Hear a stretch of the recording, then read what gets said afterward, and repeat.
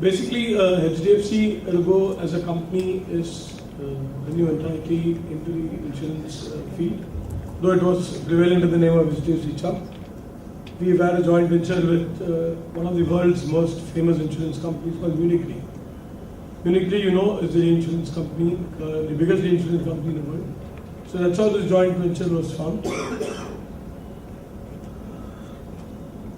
These are the other sister concerns of Munich Re as a group. And two strong entities like HDFC and Munich Re have joined together. So I'm sure you will understand the sanctity and the values behind the whole marriage. And here we are today presenting about cattle insurance. This is a standard format which all my other colleagues from the insurance industry, like Mr. Kaimal, has shared. These are the types of animals which we will be interested to insure. Basically the milch cow and the milch buffaloes. Of course, there are various breeds, as which was said, indigenous, exotic, and crossbred. So we'll be insuring all these kinds of animals. At the moment, we are still in the calf stage. Once we become a cow, we'll start covering. Those are being covered. Yeah. I'm coming straight to the point in terms of the challenges which we face. We face a lot of challenges initially when we started, like for example identification of the animal. This was mentioned by a couple of people here. Like the tag can be misused, or the ear of the tag, the ear is cut along with the tag and sent. So that was one issue. Then the assessment of cattle value. This is a very, very common issue which is faced in the market. For example, if the actual cow or a buffalo is worth 15,000 or 20,000, there is a tendency for this amount to be inflated to 25 or 30.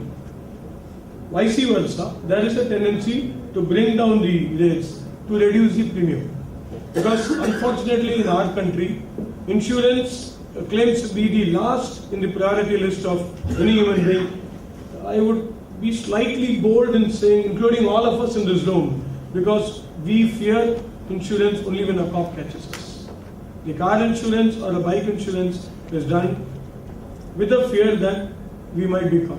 So that is the kind of the awareness which is there. So the basic, the point which I am trying to make here is, the assessment of cattle value should be actual, and it can be only done locally by a local vet, because each area has got its own merits and demerits, and the cattle is priced accordingly. Then everybody's set of claim settlement process is late. Every company would like to claim that my company will settle the claim in 7 days' time. But how does it happen? There are a lot of elements of doubt, like somebody said. There is always an element of doubt on the death of the animal. Is it the right animal? Is it the wrong animal? Has it died genuinely, or there's some hanky-panky inside it? To calculate all that, it takes a little bit of time. And once we find a fraud, the claim is not settled. And when the claim is not settled because of a genuine reason, again, the word spreads that this particular company doesn't settle the claims properly. So that is one of the reasons. Other is the normal administrative process, the 15-day waiting period to give the cover note to the farmer. A veterinary has to come and sign. The veterinary will not travel to the village. We have to take the forms to the veterinary and he has to sign. Then we post it. There is a courier delay. There are missing in the bill. All these things happen in the cycle. Other than that, we say pricing of the premium. Somebody mentioned here the premiums are very high. It has to be high for a certain reason, to maintain the sustainability by the insurance company. That also one has to agree. The next part will be no actual fair pricing, because in fact we are going through a marriage with D&E. We have answered most of these questions. We need to see how practical this is. Probably I will share in the due course of the day how we have done it. The actual pricing cannot be done simply because each cattle, each breed has got its own merits and demerits, and the location and the pricing is done as per that. It cannot be said that all crossbred Jersey will be 3.5%. All Murray buffaloes will be 2.5%. It cannot be told like that. Because we've tried doing it, In fact, Abhishek here will also supplement during the course of the day. We've been having discussions with some big banks or financial institutions who wanted to have a chart saying, cow, this is the percent, buffalo, this cannot be done. Coming next to the product issues. This cannot be done because operationally you don't have that. No, it is not operational. It is the breed of the cow which matters. It is the location where the cow is there which matters. For example, a cow in Tamil Nadu might yield a certain amount of milk in terms of productivity. A cow in Uttar Pradesh or Madhya Pradesh will yield a far higher. So the price will naturally be higher.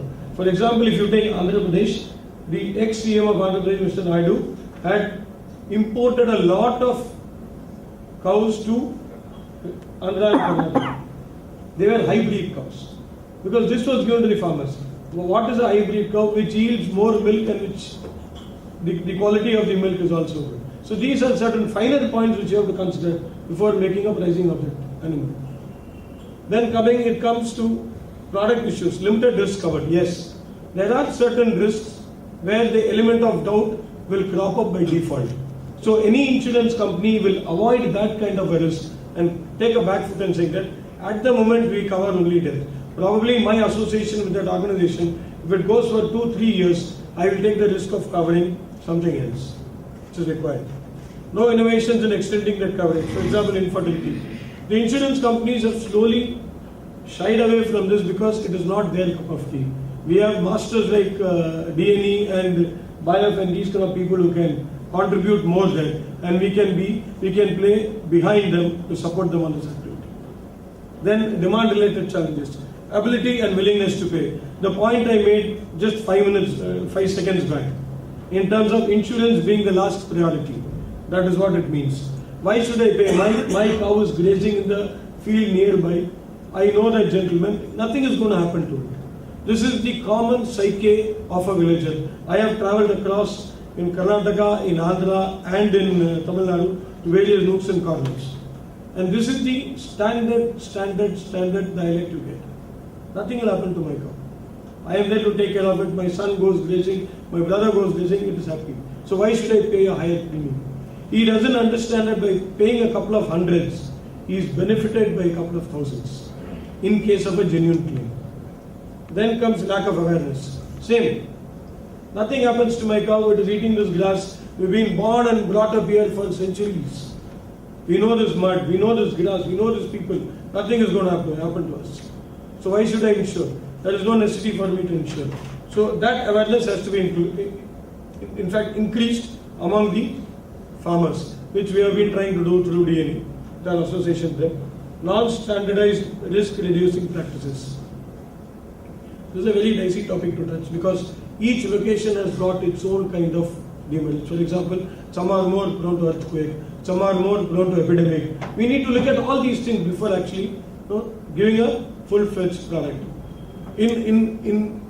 What we try to suggest a little bit, I'll just finish it very short, is we need a lot of support from government in terms of helping us to insure these animals. Like for example, a lot more number of veterinary agents, because across we found that there was a shortage of veterinary doctors in the sector. For example, in Andhra, if somebody completes a veterinary course, within 6 months of completion of the course, he gets a government job. This is a fact which we have been facing currently. In fact, when D&E tried to source a lot of veterinarians for their support, there were very little veterinarians who quoted their price and their demands. We will not move out from this place. We cannot travel to this place. So if government could take a little bit on that support, and more so the government should start supporting the private companies in helping us to insure.